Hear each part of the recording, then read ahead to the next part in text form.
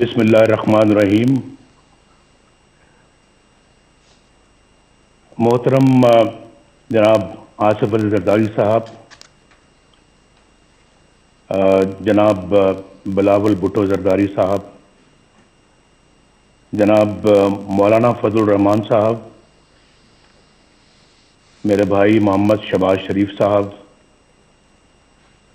جناب محمود خان اچکزئی صاحب، محترم ڈاکٹر عبد المالک صاحب،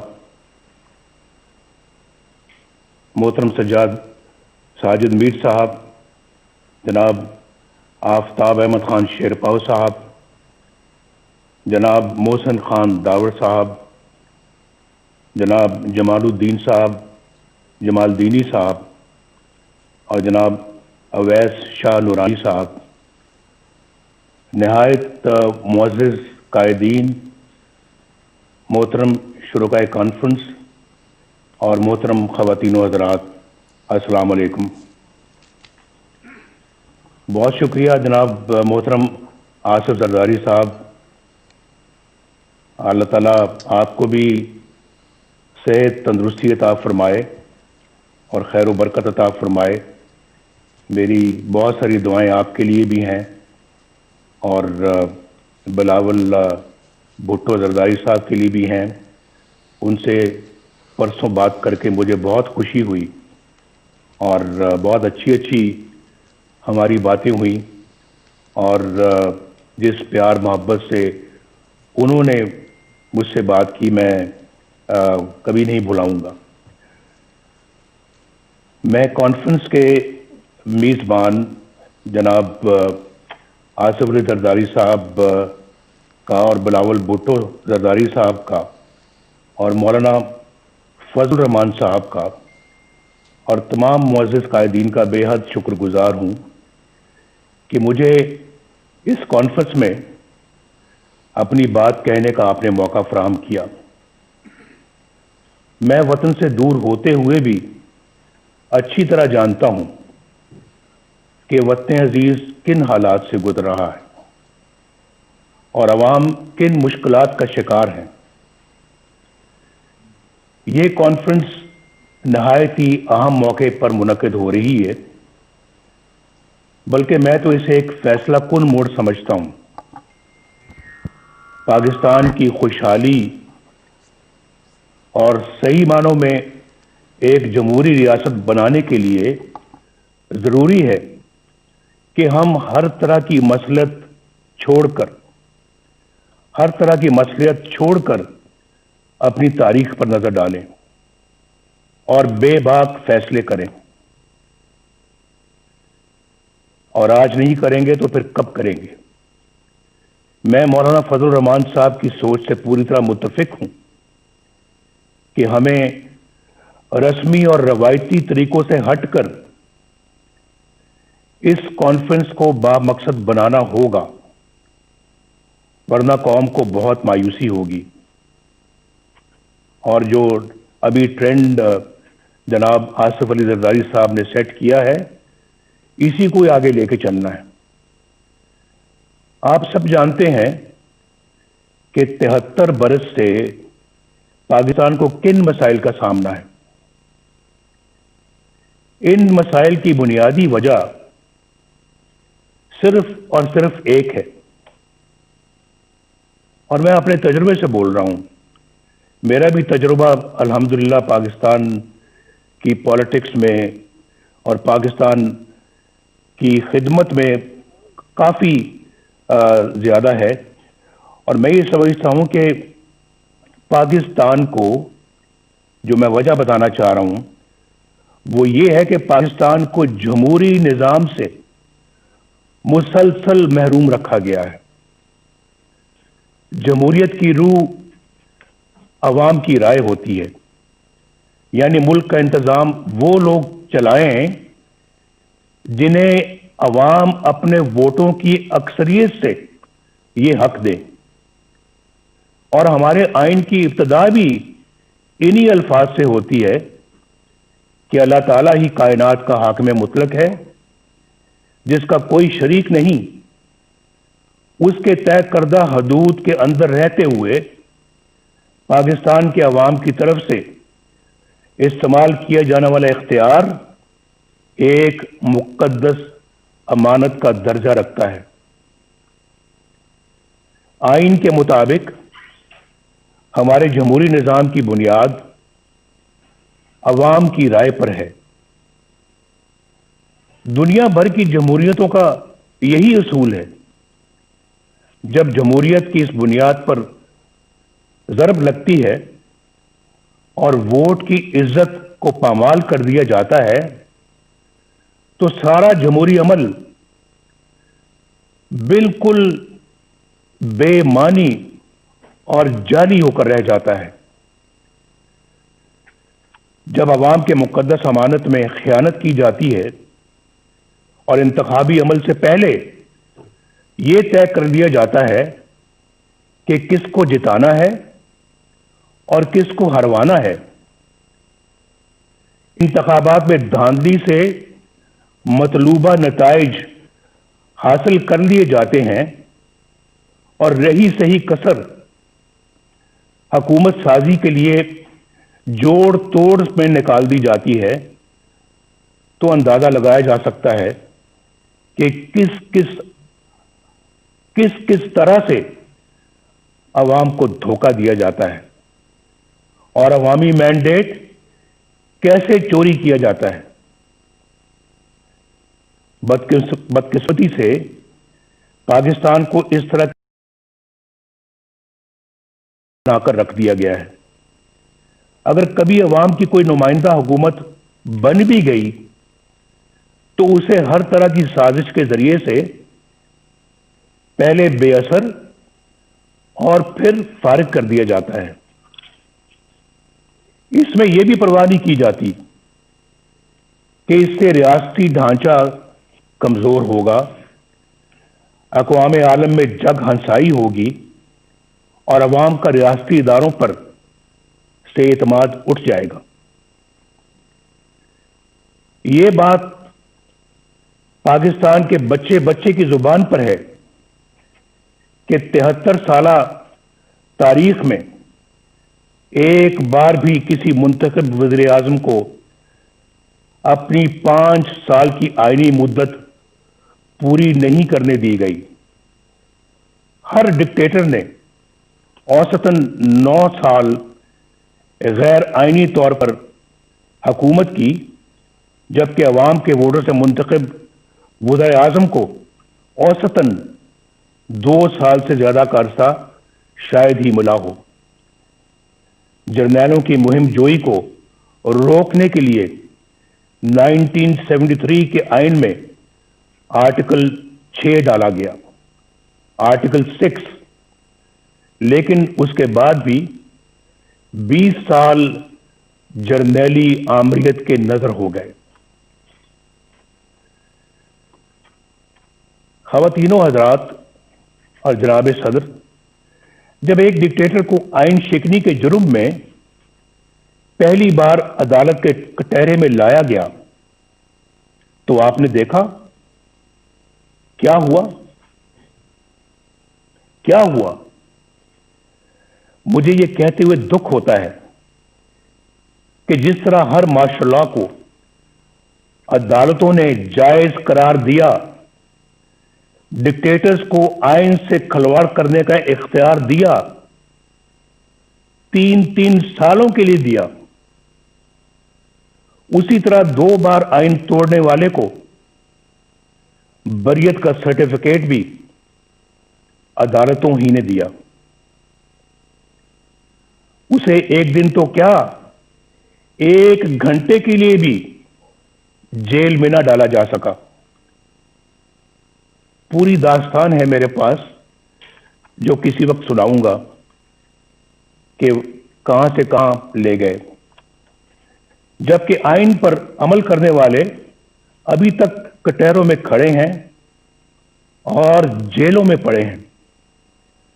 ہماری تاریخ میں تقریباً 33 سال کا عرصہ فوجی آمریت کی نظر ہو گیا۔ یہاں صرف ایک ڈکٹیٹر پر مقدمہ چلا، خصوصی عدالت بنی کارروائی ہوئی، اسے آئین اور قانون کے تحت سزا سنائی گئی، لیکن کیا ہوا؟ میں پوچھنا چاہتا ہوں کیا ہوا؟ کیا مجرم گرفت میں آ گیا؟ کیا سزا ملی؟ یہ سب تو دور کی بات، ہوا تو یہ کہ عدالت اس سرے سے غیر آئینی قرار دے دی گئی۔ یہاں کوئی یہ انہونی بات نہیں، یعنی پاکستان میں یہ کوئی انہونی بات نہیں کہ کسی ڈکٹیٹر کے بڑے سے بڑے جرم پر بھی کوئی کارروائی نہ ہو، اور اگر ہو بھی جائے تو کوئی اسے چھو بھی نہ سکے، اور اگر کوئی فیصلہ آ بھی جائے تو صرف سزا ہی نہیں، عدالت کو بھی ہوا میں اڑا دیا جائے۔ لیکن آخر کب تک؟ کب تک؟ اس کے برعکس ان سیاستدانوں کو دیکھیے جو عوام کے ووٹوں سے وزیر اعظم بنے، کوئی قتل ہو گیا، کوئی پھانسی چڑھ گیا، کوئی ہائی جیکر بن گیا، چور اور غدار قرار دے دیا گیا، کسی کو جلا وطن کر دیا گیا، اور کوئی عمر بھر کے لیے نااہل ہو گیا۔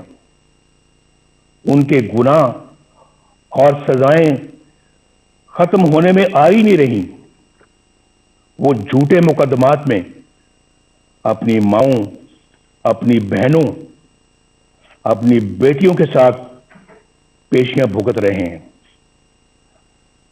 دراصل یہ سلوک پاکستان کے عوام کے ساتھ کیا جا رہا ہے، اور سزا بھی پاکستان کے عوامی کو مل رہی ہے۔ آپ میں سے اکثر کو حکومت کا بھی تجربہ ہے، آپ جانتے ہیں کہ عوام کی حمایت سے کوئی جمہوری حکومت بن جائے تو کس طرح اس کے ہاتھ پاؤں باندھ دیے جاتے ہیں، اور کس طرح عوامی نمائندوں کی تذلیل اور تحقیر ہوتی ہے، کس طرح کردار کشی کا ایک منظم سلسلہ شروع ہو جاتا ہے، کس طرح قومی مفاد کے خلاف کسی سرگرمی کی نشاندہی کرنے پر انہیں ملک دشمن اور غدار قرار دے دیا جاتا ہے۔ خلاصہ یہ ہے کہ یہاں یا تو مارشل لا ہوتا ہے یا پھر منتخب جمہوری حکومت سے کہیں زیادہ طاقتور پیرلل یعنی متوازی حکومت قائم ہو جاتی ہے، ایک پیرلل نظام چلتا ہے۔ غالباً ایک بار سابق وزیر اعظم یوسف رضا گیلانی صاحب نے کہا تھا کہ یہاں سٹیٹ ود ان سٹیٹ قائم ہے، جسے برداشت نہیں کیا جا سکتا۔ دکھ کی بات یہ ہے کہ اب معاملہ state with in the state سے آگے نکل کر سٹیٹ ابو دا سٹیٹ تک جا پہنچا ہے۔ عوام کے حق حکمرانی کو تسلیم نہ کرنے اور نتیجتاً متوازی یعنی پیرلل حکومت کا مرض ہی ہماری مشکلات کا اور ہمارے مسائل کی اصل جڑ ہے۔ This is the root cause of our problems. یہ جڑ ہے ہمارے مسائل کی، اور یہی وجہ ہے کہ عالمی برادری میں ہماری ساکھ ختم ہو کر رہ گئی۔ 2018 کے انتخابات کے بعد متعدد ملکی اور غیر ملکی اداروں کی طرف سے انتخابی عمل کی شفافیت پر سوالات اٹھائے گئے۔ میں تو جیل میں تھا، لیکن خبریں مجھے سب ملتی رہی ہیں۔ بعض نے تو ان سیٹوں کی تعداد بھی بتائی جہاں دھاندلی کی وجہ سے نتائج تبدیل کر دیے گئے۔ ان حلقوں کی اتنی تعداد ہے کہ اگر ان میں دھاندلی کے ذریعے نتائج تبدیل نہ کیے جاتے تو بیساکھیوں پر کھڑی یہ حکومت کبھی بھی وجود میں نہیں آ سکتی تھی۔ آج قوم جن حالات سے دوچار ہے اس کی بنیادی وجہ وہ لوگ ہیں جنہوں نے عوام کی رائے کے خلاف نااہل حکمرانوں کو ملک پر مسلط کیا۔ انتخابات ہائی جیک کر کے اقتدار چند لوگوں کو منتقل کر دینا بہت بڑی بددیانتی اور آئین شکنی ہے۔ ہم چند روپوں کی خاطر ڈاکہ ڈالنے والوں کے لیے تو بڑی سے بڑی سزا کا تقاضا کرتے ہیں، لیکن عوام کے حقوق پر ڈاکہ ڈالنا کتنا سنگین جرم ہے، کیا کسی نے سوچا ہے؟ معزز خواتین و حضرات، کیا میں یہ پوچھنے کی جسارت کر سکتا ہوں کہ 2018 کے انتخابات میں گھنٹوں آر ٹی ایس کیوں بند رکھا گیا؟ گنتی کے دوران پولنگ ایجنٹس کو کیوں نکال باہر کیا گیا؟ انتخابات میں دھاندلی کیوں کر کی گئی؟ کس کے کہنے پر کی گئی؟ کس کے لیے کی گئی؟ اور کون سے مفادات کے لیے کی گئی؟ اس میں سابق چیف الیکشن کمشنر اور سیکرٹری الیکشن کمیشن کو بھی جواب دینا ہوگا، اور جو لوگ بھی دھاندلی کے ذمہ دار ہیں ان سب کو حساب دینا ہوگا۔ محترم قائدین کام، جناب چیئرمین، اس نااہل حکومت نے 2 سالوں میں پاکستان کو کہاں سے کہاں پہنچا دیا ہے، اس کا کوئی اندازہ کر سکتا ہے؟ پاکستان کی معیشت بالکل تباہ ہو چکی ہے، یا جو کہتے ہیں نا کہ پاکستان کی معیشت تباہ ہو رہی ہے، نہیں، بات اس سے بہت آگے چلی گئی ہے۔ پاکستان کی معیشت بالکل تباہ ہو چکی ہے۔ 5.8% کی شرح ترقی سے آگے بڑھتا ہوا پاکستان آج 0 سے بھی نیچے جا چکا ہے۔ پاکستانی روپیہ بھارت اور بنگلہ دیش ہی نہیں، افغانستان اور نیپال سے بھی زیادہ نیچے گر چکا ہے۔ جس مہنگائی پر ہم نے مکمل قابو پا لیا تھا وہ آج کئی گنا بڑھ چکی ہے۔ غریب اور متوسط گھرانوں کے لیے 2 وقت کی روٹی بھی محال ہو چکی ہے۔ بجلی اور گیس کے بل اب عام آدمی پر بم بن کر گرتے ہیں۔ آپ کبھی اندازہ کیجئے، واقعتاً بم بن کے گرتے ہیں۔ پچھلے 2 سالوں میں 1.5 کروڑ لوگ غربت کی سطح سے نیچے جا چکے ہیں، اور 1 کروڑ نوکریوں کا جھانسا دینے والے 1 کروڑ 20 لاکھ لوگوں کا روزگار چھین چکے ہیں۔ اس نالائق حکومت نے ہر معاملے پر یو ٹرن لیا ہے۔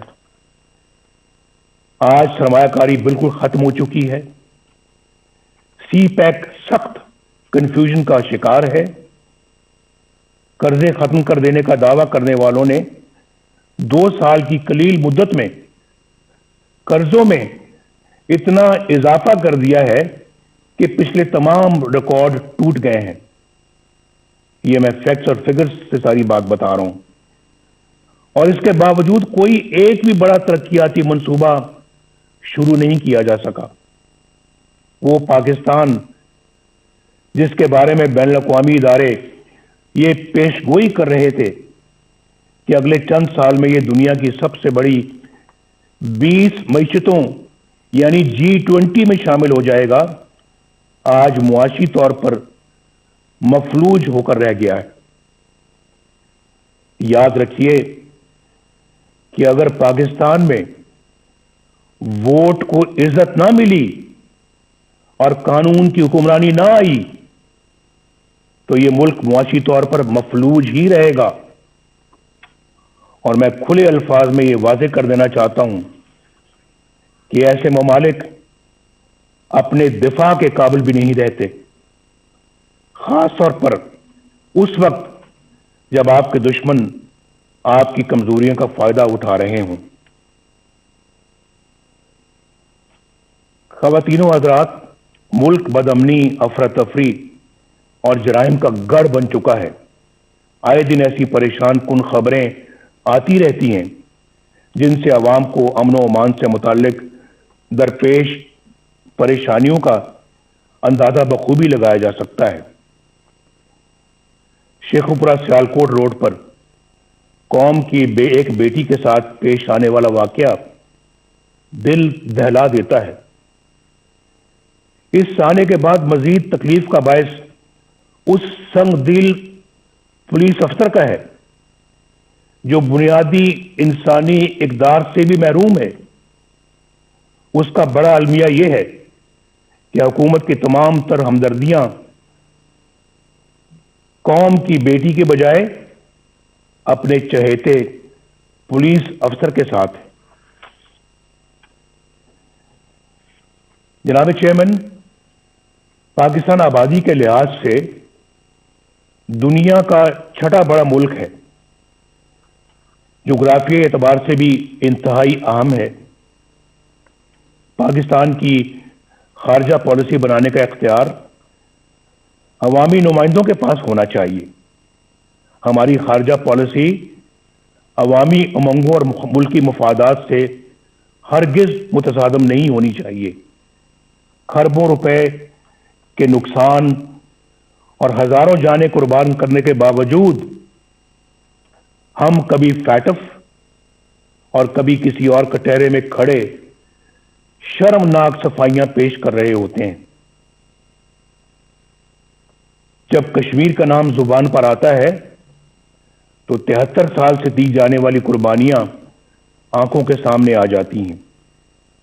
کشمیری عوام پر مظالم کا سلسلہ تو کئی سالوں سے جاری ہے، مگر کشمیر کو ہڑپ کرنے کا حوصلہ آج تک کسی کا نہیں ہوا. اب بھارت نے ایک غیر نمائندہ اور غیر مقبول اور کٹ پتلی پاکستانی حکومت دیکھ کر کشمیر کو اپنا حصہ بنا لیا ہے، اور ہم احتجاج بھی نہ کر سکے. دنیا تو کیا اپنے دوستوں کی حمایت بھی نہ حاصل کر سکے. آخر ایسا کیوں ہے؟ کیوں ہوا ایسے؟ کیوں ہم عالمی تنہائی کا شکار ہو گئے؟ کیوں آج ہماری بات دنیا سننے کے لیے تیار نہیں ہے؟ کیوں ہمارے درینہ اور شانہ بشانہ کھڑے ہونے والے ساتھی ممالک کیوں ہم سے دور ہو گئے؟ شاہ محمود قریشی نے کس منصوبے کے تحت وہ بیانات دیے جن سے ہمارے بہترین دوست سعودی عرب کی دل شکنی ہوئی؟ پاکستان کو اپنے دوست ممالک کی دلداری سے اعتراض کرنا چاہیے. OIC ایک اہم ادارہ ہے جس کی افادیت طے شدہ ہے. پاکستان OIC کے بانی ممالک میں شمار ہوتا ہے. پاکستان کو دیگر ممالک کے ساتھ مل کر OIC کو مضبوط کرنا چاہیے. ہمیں سوچنا چاہیے کہ کیوں ہمارے انتہائی قریبی ممالک بھی آج ہم پر اعتماد کرنا چھوڑ گئے. یہ بہت جو ہے یہ فکر کی بات ہے، لمحہ فکریہ ہے ہمارے لیے. اس پہ ضرور غور ہونا چاہیے. لیکن کیا اس طرح کی حکومت ہوگی تو پھر یہی کچھ ہوگا، اور آپ کی خارجہ پالیسی کو بچوں کا کھیل بنا کے رکھ دیا گیا ہے. خواتین و حضرات، وقت آ گیا ہے کہ ان تمام سوالوں کے جواب لیے جائیں. اگر اس کانفرنس میں پیپلز پارٹی سے تعلق رکھنے والے دو وزیر اعظم جناب یوسف رضا گیلانی اور جناب راجہ پرویز اشرف صاحب موجود ہیں، تو وہ اچھی طرح جانتے ہیں کہ سول حکومت کے گرد کس طرح کے شکنجے کس دیے جاتے ہیں، کس طرح ایسی کارروائیاں ہو جاتی ہیں جن کا وزیر اعظم کو علم ہی نہیں ہوتا۔ خود محترم زرداری صاحب کو بھی اس کا علم ہے کہ نہ وزیر اعظم کو نہ صدر کو علم ہوتا ہے، اور پھر ان کارروائیوں کی بھاری قیمت ریاست کو ادا کرنی پڑتی ہے۔ 4 سال پہلے اکتوبر 2016 میں قومی سلامتی کے امور پر بحث کے دوران جب توجہ دلائی گئی کہ ہمارے دوستوں سمیت دنیا بھر کے ممالک کو ہم سے شکایت ہے اور ہمیں اپنا احتساب خود کرتے ہوئے ایسے اقدامات کرنے چاہیے کہ دنیا ہماری طرف انگلیاں نہ اٹھائے، تو اسے ڈان لیکس بنا دیا گیا۔ ایجنسیوں کے اہلکاروں پر مشتمل جے آئی ٹی بنی، اندازہ کیجئے، جے آئی ٹی بنی۔ ثبوت تو کسی کے خلاف کچھ نہ تھا، لیکن پروپیگنڈا مشینوں کے ہاتھوں ہمیں اور مجھے بھی غدار اور ملک دشمن ٹھہرا دیا گیا۔ وزیر اعظم کے احکامات کو ایک ماتحت ادارے کے اہلکار کی طرف سے کی گئی ٹویٹ میں ریجیکٹڈ یعنی مسترد کا ٹائٹل عطا کر دیا گیا۔ آپ کو سب یاد ہوگا، سی پیک کو ناکام بنانے کا سلسلہ 2014 میں اس وقت شروع ہوا جب دھرنوں کے ذریعے چین کے معزز صدر کا دورہ ملتوی کروا دیا گیا۔ چین ہمارا دیرینہ اور مخلص دوست ہے جو پاکستان کے ساتھ ہر موقع پر شانہ بشانہ کھڑا رہا۔ پاکستان اور چین کے تعلقات مزید مستحکم کرنے میں اور سی پیک کے حوالے سے صدر شی جن پنگ کا کردار قابل تعریف ہے۔ سی پیک کا یہ عظیم منصوبہ حکومت کی اسی نااہلی کی نظر ہو رہا ہے جو زندگی کے ہر شعبے میں نظر آ رہی ہے۔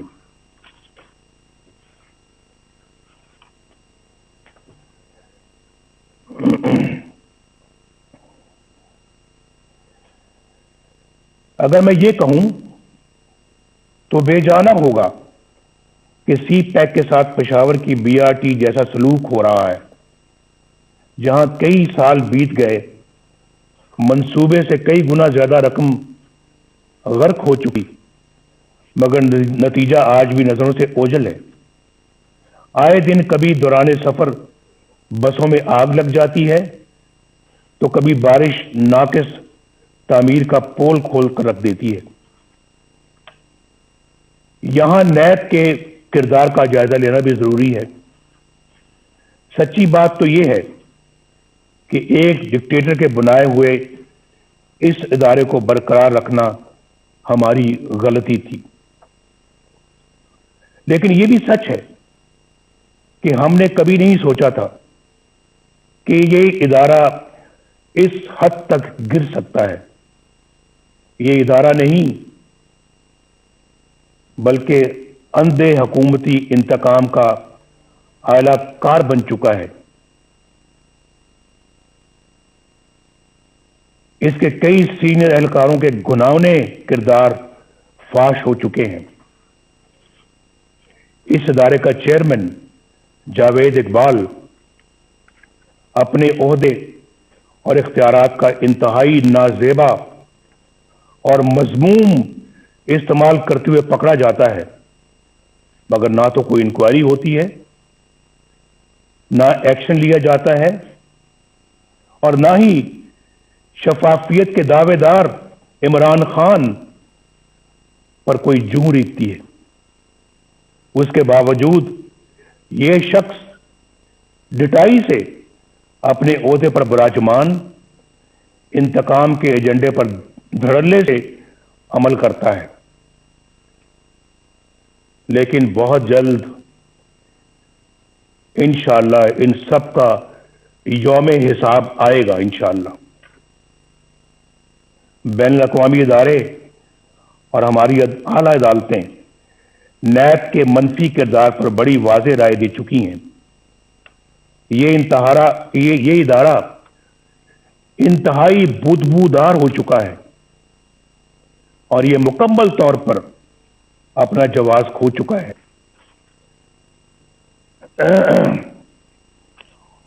اپوزیشن کے لوگ اس کا نشانہ بنے ہوئے ہیں، جو اپنے گھر کی خواتین کے ساتھ نیب کے دفتروں، عدالتوں اور جیلوں میں رول رہے ہیں۔ جو نیب سے بچتا ہے اسے ایف آئی اے کے سپرد کر دیا جاتا ہے، جو ایف آئی اے سے بچے وہ اینٹی نارکوٹکس کے ہاتھے چڑھ جاتا ہے، اور جو وہاں سے بچ جائے اسے کسی بھی جھوٹے مقدمے میں پکڑ لیا جاتا ہے۔ 2018 میں سینٹ کے انتخابات سے کچھ عرصہ پہلے خواتین و حضرات ایک مذموم سازش کی گئی، میں آپ کی توجہ مبذول کرا رہا ہوں۔ اس مذموم سازش کے ذریعے بلوچستان کی صوبائی حکومت گرا دی گئی۔ اس کا مقصد کیا تھا معلوم ہے آپ کو؟ اس کا اصل مقصد سینٹ کے انتخابات میں سامنے آیا۔ اس سازش کے کرداروں میں لیفٹیننٹ جنرل عاصم سلیم باجوہ، جو اس وقت وہاں کے کور کمانڈر تھے، سدرن کمانڈ کے کمانڈر تھے، ان کا نام بھی آتا ہے۔ یہ وہی جنرل عاصم سلیم باجوہ ہیں جن کے خاندان کی بے پناہ دولت اور دنیا بھر میں پھیلے ہوئے اثاثوں کی تفصیلات پوری قوم کے سامنے آ چکی ہیں۔ ان حقائق کو نہ صرف چھپایا گیا بلکہ مبینہ طور پر ایس ای سی پی کے سرکاری ریکارڈ میں رد و بدل بھی کی گئی۔ 15-20 سال کے عرصے میں اربوں روپے کے یہ اثاثے کہاں سے بن گئے، یہ پوچھنے کی کسی کی مجال نہیں۔ میڈیا پر خاموشی چھا گئی، نہ نیب حرکت میں آئی، نہ کسی عدالت نے نوٹس لیا، نہ کوئی جے آئی ٹی بنی اور نہ کوئی ریفرنس دائر ہوا، نہ کوئی مانیٹرنگ جج بیٹھا، نہ کوئی پیشی ہوئی، نہ کوئی سزا۔ اندازہ لگائیے باپ، احتساب کا نعرہ لگانے اور این آر او نہ دینے کے بڑے بڑے دعوے کرنے والا عمران خان، انہوں نے بھی اس اثاثوں کے ذرائع پوچھنے کی ضرورت تک نہ کی، بلکہ ایک پل میں انہیں ایمانداری کا سرٹیفکیٹ جاری کر دیا گیا۔ یہ سارا کچھ آپ کے سامنے ہوا ہے۔ میڈیا پر پہلی بار اس سکینڈل کا ذکر اس وقت ہوا جب جنرل عاصم سلیم باجوہ تردید کے لیے خود ٹی وی پر آئے۔ اس حکومت کے 2 سالوں میں یہ کوئی پہلا مالی بدعنوانی کا سکینڈل نہیں، یہاں کئی انتہائی سنگین سکینڈل سامنے آ چکے ہیں جن کا نقصان براہ راست غریب عوام کو پہنچا۔ حکومت میں بیٹھے لوگ باقاعدہ پلاننگ سے آٹے، چینی اور دوائیوں کی قیمتیں آسمان پر لے گئے۔ یاد ہے نا آپ کو، جب ہم چھوڑ کر گئے تھے چینی 50 روپے کلو تھی، آج کتنی ہے؟ آج کہتے ہیں 100 روپے تک جا پہنچی ہے۔ اور آٹے کی قیمتیں بھی دیکھ لیں آپ، دوائیوں کی قیمتیں آسمان تک پہنچ گئی ہیں، عوام کے کھربوں روپے لوٹ لیے گئے۔ ملک کا حکمران اگرچہ دن رات کرپشن مافیاز اور این آر او کا ڈنڈورا پیٹتا ہے، لیکن چینی کی قیمت بڑھانے میں خود اس کی ذات ملوث ہے۔ کیا نیب اسے تحقیقات کے لیے گرفتار نہیں کرے گا؟ کیا اس پر کوئی ریفرنس دائر نہیں ہوگا؟ علیمہ خان صاحبہ جو کوئی جدی پشتی رئیس نہیں، بس خیراتی اداروں کی فنڈ ریزنگ کرتی رہتی ہیں، ان کے بیرون ملک اثاثوں کے ذرائع کی نیب کبھی کوئی چھان بین نہیں کرے گا؟ بنی گالہ میں عمران خان کے ذاتی گھر، اس کی غیر قانونی تعمیر کی فائل کیا یوں ہی بند رہے گی؟ فارن فنڈنگ کیس جس میں بے شمار مالی بے ضابطگیاں ہیں اور کرپشن ہے، جن کی گواہی خود پی ٹی آئی کے رہنما دے رہے ہیں، اتنے سال گزر جانے کے باوجود کیا الیکشن کمیشن ان پر کوئی فیصلہ نہیں کرے گی؟ یہ بڑے ایسے جاندار سوالات ہیں جن کا آج تک کوئی جواب سامنے نہیں آیا۔ ہم کب تک انتظار کریں گے؟ کیا ان تمام لوگوں پر کوئی فوجداری مقدمہ قائم نہیں ہوگا؟ کیا بنی گالہ میں زمین کی خرید کی منی ٹریل پر کوئی جے آئی ٹی نہیں بنے گی کہ یہ اتنی بڑی جائیداد کہاں سے بنی اور کیسے بنی؟ اس میں بہت کرپشن اور شکوک و شبہات ہیں۔ کل اسمبلی اراکین کے ٹیکس گوشواروں کی تفصیل سامنے آئی۔ عمران خان نے اربوں روپے کی جائیداد رکھتے ہوئے بھی 2,83,000 روپے کا ٹیکس دیا ہے۔ سوال یہ ہے کہ جب آمدنی اتنی قلیل ہے، اتنی کم ہے، تو آپ کے لاہور زمان پاک کے گھر پر خرچ ہونے والے کروڑوں روپے کہاں سے آئے؟ یہ بتانا ہوگا۔ کیا نیب ان آمدن سے زیادہ اثاثوں پر کوئی ایکشن نہیں لے گا؟ احتساب کے اداروں کو اپوزیشن کے سوا کسی کے احساس سے نظر نہیں آتے، اور نہ ہی کسی کی آمدنی کے ذرائع۔ ریاست مدینہ تو بہت بلند و برتر مثال ہے۔ قانون و انصاف کا ادنا سا معیار رکھنے والی ریاست میں بھی ایسا نہیں ہوتا۔ کیا کچھ لوگ اس دورے معیار کی وجہ سے کسی جرم کے بغیر سزائیں پاتے رہیں گے، اور کچھ لوگ سب کچھ کر کے بھی بے گناہی اور معصومیت کے سرٹیفکیٹ حاصل کرتے رہیں گے؟ قوم کب تک دیکھنے اور جاننے کے باوجود خاموشی سے یہ سب کچھ سہتی رہے گی؟ کیا ہم ایسا پاکستان اپنی آنے والی نسلوں کے لیے چھوڑنا چاہتے ہیں؟ فیصلہ کر لیں آج۔ کیا ہم ایسا پاکستان اپنی آنے والی نسلوں کے لیے چھوڑنا چاہتے ہیں؟ میں تو کہوں گا نہیں، ہرگز نہیں، کبھی بھی نہیں، کبھی بھی نہیں۔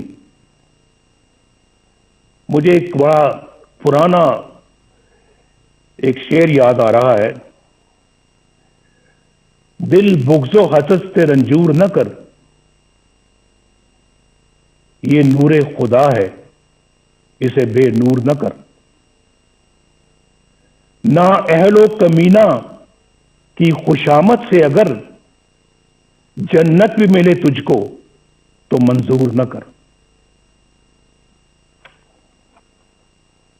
मैं तो इन ख्यालात का हामी हूं, इस नजरिए का हामी हूं।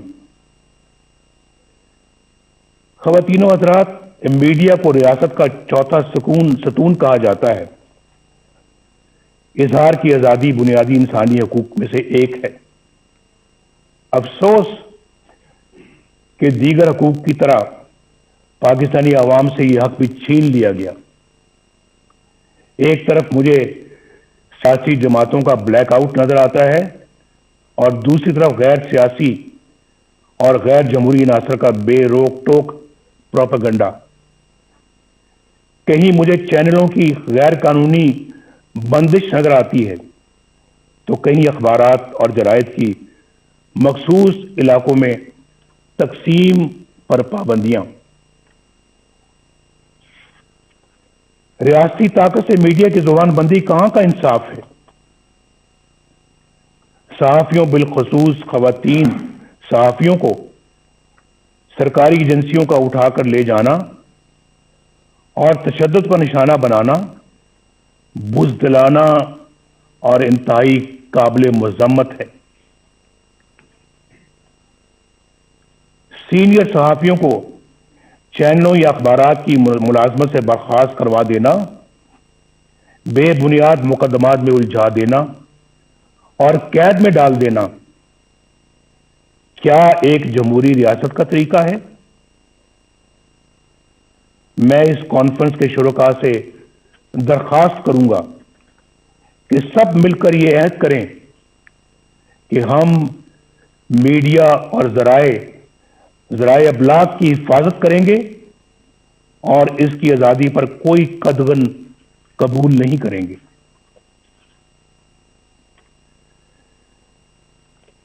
ख़वातीनो हज़रात, मोहतरम चेयरमैन बिलावल भुट्टो साहब, जमहूरियत को कमज़ोर करने और अपना मखसूस एजेंडा नाफिज करने के लिए तकसीम करो यानी डिवाइड एंड रूल यानी लड़ाओ और हुकूमत करो की पॉलिसी मामूल बन चुकी है। कुछ अर्सा पहले तक यह तकसीम सियासतदानों तक महदूद थी, जिन्हें मखसूस हलकों की तरफ से बुलाया, डराया और धमकाया जाता था। यह तरीका सियासी जमातें तोड़ने और फॉरवर्ड ब्लॉक बनाने या फिर मर्जी की पार्टियां बनाने के लिए इस्तेमाल होता रहा और आज भी होता है। महकमा ज़राअत को तो आप समझते ही हैं। आज हमें यह फैसला करना होगा कि हम एक हैं और कौमी मफाद की खातिर तकसीम होने से इनकार करते हैं। अगर हम ऐसा करने में कामयाब हो गए तो फिर यह कॉन्फ्रेंस कामयाब है। ऐसा करने में अगर हम कामयाब हो गए तो ये कॉन्फ्रेंस हमारी तारीख का बड़ा संगे मील बन सकती है।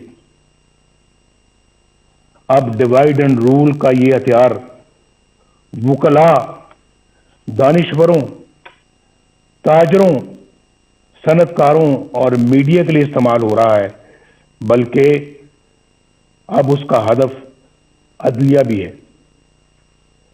जो जज इंसाफ और कानून की राह पर चलता है और दबाव में आने से इनकार करता है, उसे ओहदे से हटाने की साजिशें शुरू हो जाती हैं।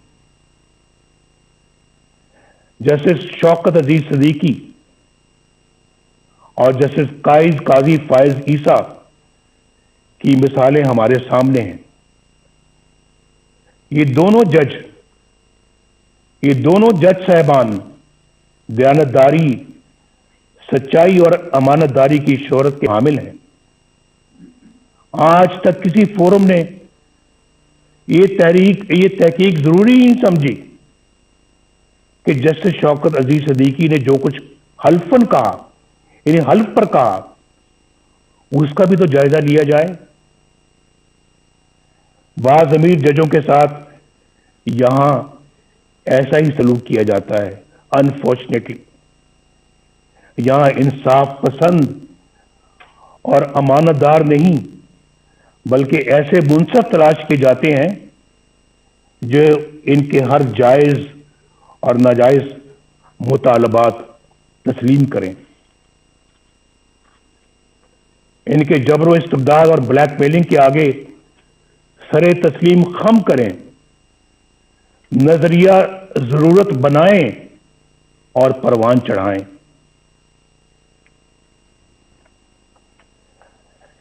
آئین کو سیبوٹاج کرنے والے ڈکٹیٹروں کے اقدامات کو قانون کا جامہ عطا کریں, ان کے گلے میں ہار پہنائیں, ان کو ویلکم کریں, خوش آمدید کہیں ان کو. آپ نے تو بہت اچھا کام کیا ہے, آپ کی تو ضرورت تھی آج, یہ تو کام بہت پہلے ہو جانا چاہیے تھا, آپ نے ماشاء اللہ لیٹ لگایا ہے, یہ پہلے لگانا چاہیے تھا. سب سے پہلے پلیٹ میں پھول لے کر ان کو پیش کیے جاتے رہے ہیں, اور پھر آرٹیکل 6 جیسے سنگین جرم کے ملزم کو آئین میں ترمیم کا اختیار عطا کیا جاتا ہے. یہ سب تماشا آپ نے اپنی آنکھوں سے دیکھا ہے. اس کے باوجود یہ سب کچھ دوبارہ کہنے کی نوبت آ رہی ہے. یعنی یہ سب کچھ ہو رہا ہے اور عوام کے منتخب وزیر اعظم کو پھانسی دیں, جیلوں میں ڈالیں, جلا وطن کریں اور ان کو اور ان کے خاندان کو ذلیل و رسوا کریں. اس کانفرنس کو آئین کی حکمرانی اور ووٹ کی عزت کے تحفظ کے لیے آج ایک جامع لائے عمل تجویز کرنا چاہیے. اگر میثاق جمہوریت کی بنیاد پر کسی نئے میثاق کی تشکیل ضروری ہو تو اس پر غور کیا جانا چاہیے. متوازی یعنی پیرل حکومت کی بنیادی مسئلے کو حل کرنے کے لیے ٹھوس حکمت عملی بنائی جائے. عوام کی رائے پر اپنی رائے مسلط کرنے کا نتیجہ سکوت ڈھاکہ کی شکل میں سامنے آیا تھا, لیکن اس عظیم سانے کو بھی بڑی سرد مہری کے ساتھ فراموش کر دیا گیا.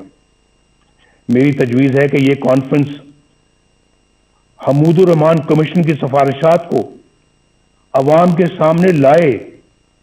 بہت دفعہ اس کا ذکر ہو چکا ہے اور بار بار ہو چکا ہے, کئی سالوں سے ہو رہا ہے, کئی دہائیوں سے ہو رہا ہے, لیکن میرا خیال ہے کہ آج انہیں عملی جامہ پہنانے کا عہد کرنا چاہیے اور اسے اپنے ایجنڈے کا حصہ بنانا چاہیے. اس طرح کے ٹھوس اقدامات ہی سے ملک کو اس دلدل سے نکالا جا سکتا ہے. اس وقت ہماری اولین ترجیح اس غیر نمائندہ اور نااہل اور سلیکٹڈ حکومت اور اس سے کہیں زیادہ اہم اس نظام سے جس کا میں نے ذکر کیا ہے, اس سے نجات حاصل کرنا ہے. عمران خان ہمارا ایز سچ ہدف نہیں ہے, ہمارا مقابلہ عمران خان سے نہیں ہے. یہ میں الیکشن سے پہلے بھی کہہ چکا تھا اور آج بھی کہہ رہا ہوں.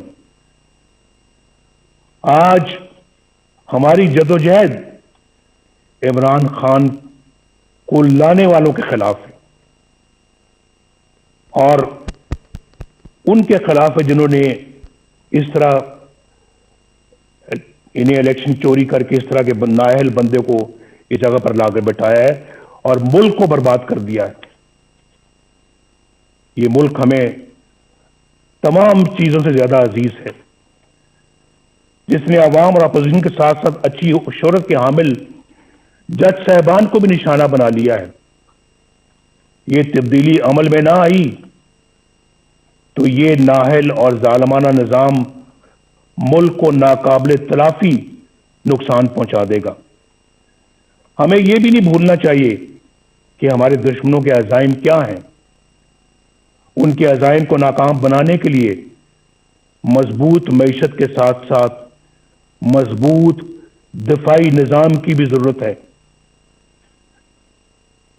ہم نے پہلے بھی اس ملک کو الحمدللہ ایٹمی قوت بنایا ہے، اور ہر وہ ضرورت پوری کی ہے جس کے لیے ہمارے دفاع کو ضرورت تھی۔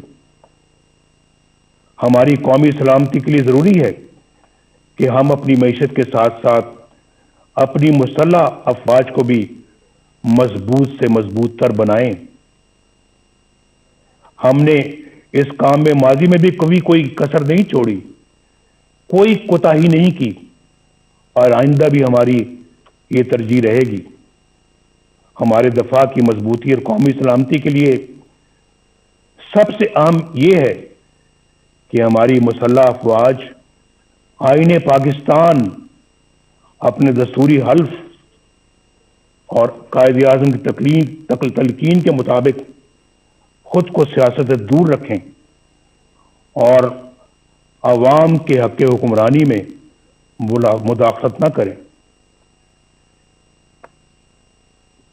کسی کے کہنے پہ پرائم منسٹر ہاؤس کے گیٹ پھلانگ کر پرائم منسٹر ہاؤس میں داخل ہو کر پرائم منسٹر کو گرفتار نہ کریں، بندوق کی نوک پر گرفتار نہ کریں۔ ایسا ان آنکھوں نے دیکھا ہے، اس کا مشاہدہ کیا ہے، وہ منظر میری آنکھوں کے سامنے رہتے ہیں، اور بڑا دکھ ہوتا ہے کہ ہم نے اپنے ملک کو کیا بنا دیا ہے، ایک تماشا بنا دیا ہے، اپنی نظروں میں بھی اور دنیا کی نظروں میں بھی۔ جناب چیئرمین اور معزز خواتین و حضرات، آخر میں آپ کو یقین دلاتا ہوں کہ اے پی سی اتفاق رائے سے جو بھی حکمت عملی اور لائے عمل ترتیب دے گی، مسلم لیگ نون اس کا بھرپور ساتھ دے گی۔ شہباز شریف صاحب یہاں پر بیٹھے ہیں، ہماری پارٹی کے دیگر قائدین بیٹھے ہیں، انشاءاللہ ہم بھرپور ساتھ دیں گے اور ایک سیکنڈ کے لیے بھی پیچھے نہیں ہٹیں گے۔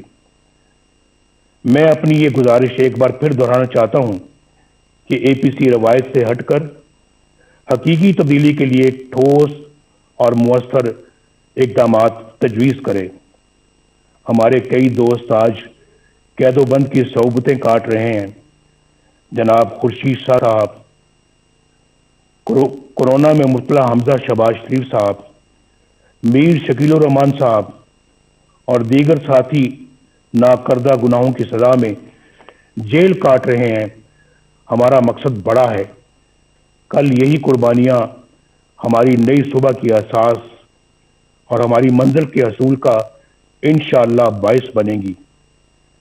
میں آپ سب قائدین کا بے حد شکر گزار ہوں، اور اپنے میزبان جناب بلاول بھٹو زرداری صاحب کا بھی دل کی گہرائیوں سے شکریہ ادا کرتا ہوں کہ مجھے آپ نے اپنی گزارشات پیش کرنے کا موقع دیا۔ میری اور پوری قوم کی دعائیں آپ کے ساتھ ہیں۔ اللہ حافظ۔ پاکستان پائندہ باد۔